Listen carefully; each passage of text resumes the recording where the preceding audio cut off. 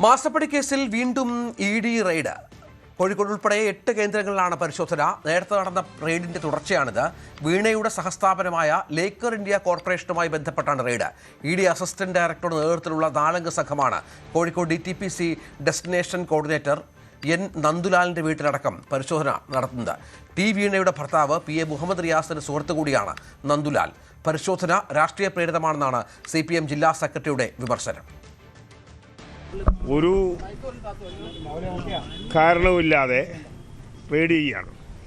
ഇവിടെ ഇപ്പോൾ ഇ.ഡിക്കാരെ കൊണ്ട് നടക്കുന്നത് BJPക്കാർ മാത്രമല്ല, കോൺഗ്രസിൻ്റെ കൂടെ സഹായത്തോടു കൂടിയാണ്. അപ്പോൾ ഇതിനെ ഞങ്ങൾ രാഷ്ട്രീയമായും നിയമപരമായും നേരിടും. അത്രമാത്രമേ ഇപ്പോൾ പറയുന്നുള്ളൂ.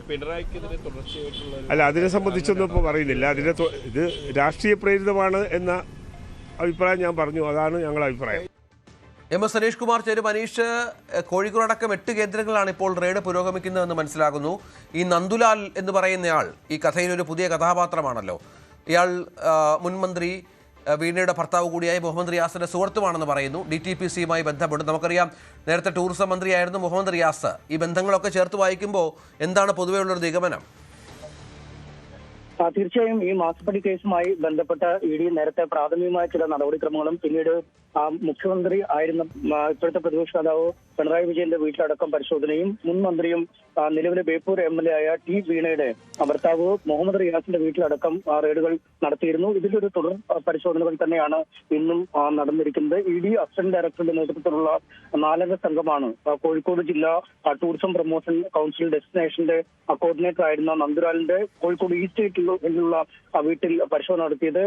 വീണയുടെ ഭർത്താവായ റിയാസിന്റെ ഏറ്റവും അടുത്ത സുഹൃത്തു കൂടിയാണ് നന്ദുലാൽ. അദ്ദേഹത്തിന്റെ കോഴിക്കോട്ടെ JJ റിട്രീറ്റ് എന്ന അപ്പാർട്ട്മെന്റിലും റെയ്ഡ് നടത്തുകയും ചെയ്തിരുന്നു. നേരത്തെ നടത്തിയ പരിശോധനയിൽ വീണയുടെ ഡയറിയിൽ നിന്നും ചില വിവരങ്ങൾ ഈ നന്ദുലാലിന്റെതുമായി ബന്ധപ്പെട്ട് ലഭിച്ചിരുന്നു. അതിന്റെ തുടർ പരിശോധനകൾ എന്ന രീതിയിലാണ് നിലവിലെ ഈ പരിശോധന. ഒപ്പം കോഴിക്കോട് ആസ്ഥാനമായി പ്രവർത്തിക്കുന്ന ലേക്കർ ഇന്ത്യ കോർപ്പ് എന്ന ഒരു കമ്പനിയിലും വീണയ്ക്ക് പങ്കാളിത്തമുണ്ട് എന്ന പരിശോധനകളിൽ തെളിഞ്ഞിരുന്നു. ഈ അക്കൗണ്ടുകളുമായി അല്ലെങ്കിൽ ഇത്തരം കമ്പനിയുടെ പങ്കാളിത്തവുമായി ബന്ധപ്പെട്ടുള്ള പരിശോധനകളാണ് നടക്കുന്നത്.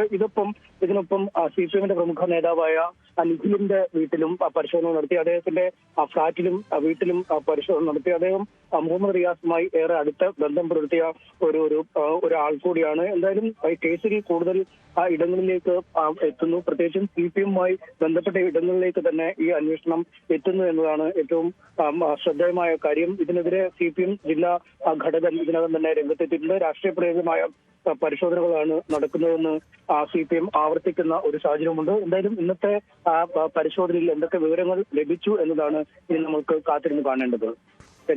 ശരി, MS സനീഷ് കുമാർ വിവരങ്ങൾ. കൂടുതൽ വാർത്തകൾക്ക് News 18 Keralam YouTube channel subscribe ചെയ്യുക.